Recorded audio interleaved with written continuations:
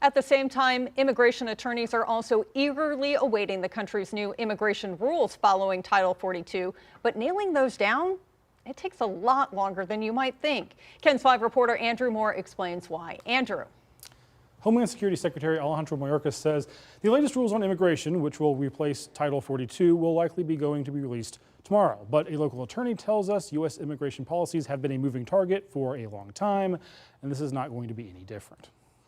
Post Title 42 environment, we will be using our expedited removal authorities under Title 8 of the United States Code. Officials say the U.S. will return to using Title 8 procedures this week after several years under a pandemic-era policy. And according to immigration attorney Gerardo Menchaca, those statements alone mean nothing. He's replacing Title 42 with something like Title 42. Title 8 itself is a massive collection of amended U.S. laws that Menchaca says has not been updated since the 80s. He says every president since has been able to enforce those laws a little differently. The president can order the Department of Homeland Security to change its interpretation of how the law is interpreted and executed, even if the law didn't change. Homeland Security Secretary Alejandro Mayorkas said this in a press conference last week. Individuals who do not access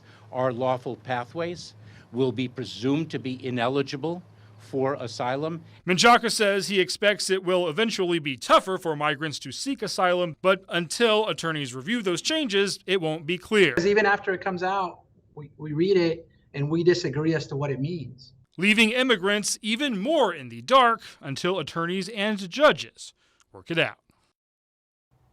And of course, Menchaca says both parties have been trying to reform immigration laws for years.